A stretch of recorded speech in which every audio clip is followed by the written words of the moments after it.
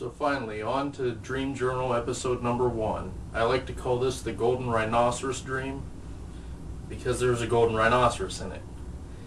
Anyway, it starts with me walking up a maybe 25-degree incline hill with a large Victorian house. The house pretty much seems abandoned, but for some reason I have like 3 or 4 DVDs in their cases in my hand. I'm walking up onto the porch to take them into the house for some reason. I'm not really quite sure why. Anyway, I lay the DVDs on the table. Nobody's there, so I turn around and walk back outside. I figured I'd go back, back home or wherever I came from. So as I walk down the hill, the landscape sort of changes, and as I get down the slope, I come to another slightly rolling hill, but the grass is really high.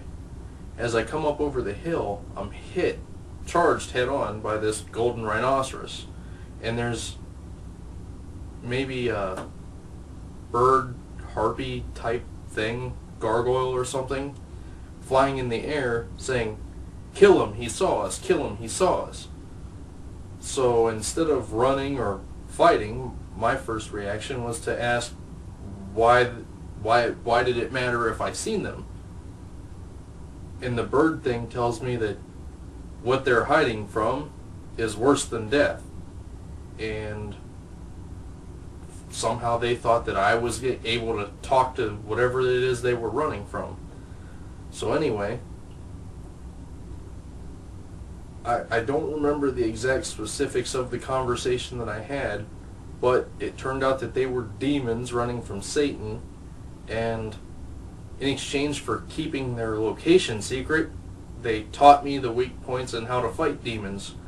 And it goes into a cutscene, sort of like The Matrix, where I'm fighting against these two creatures, sparring, and it goes on for, in the dream time, probably about 6 or 7 hours, and then I go on my way. I come up to my grandmother's house, she'd been dead for about 10 years, but she was there anyway. I had this urgent need. There was a storm coming, and I just had to go and make sure she was okay. Well, as I walked into the house, she just looked at me with a blank stare on her face. She wasn't talking. And I looked down the hallway and seen through the front door, the sky had turned like a really dark sherbet orange color, and lightning just started filling the sky.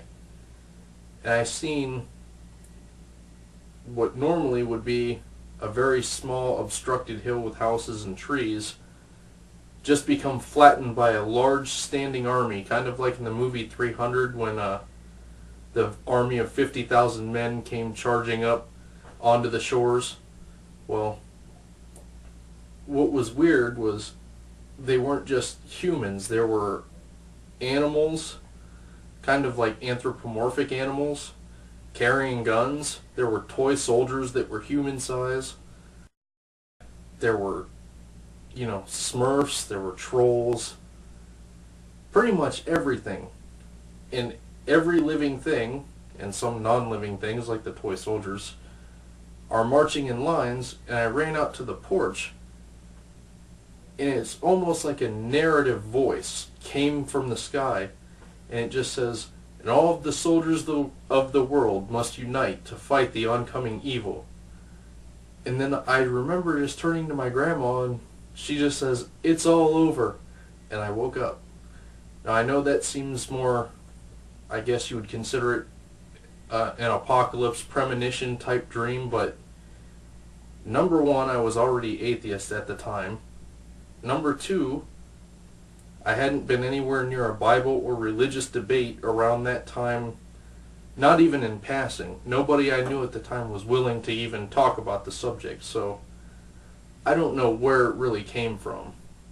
But I don't know. I kind of interesting, and I know,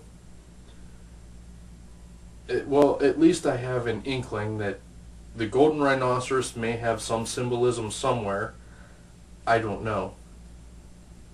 And also, the toy soldiers and all of the living things uniting to form a standing army, that may mean something too. So what I'd like to do is ask anybody else out there, share any of your messed up dreams, these weird things that aren't just, I had a dream of my normal daily routine and I don't know why. You know, that's kind of boring. So let's share all of your really messed up dreams, wild and crazy things that could never happen. Or, if you don't want to share a dream, maybe you're into analyzing dreams. Maybe someone out there can tell me what mine means. Maybe someone out there can tell somebody else who responds to this what their dream means. Who knows? But dreams are an interesting topic. I've always been into dreams. So I guess I'd just kind of like to know I'm not the only one with weird dreams.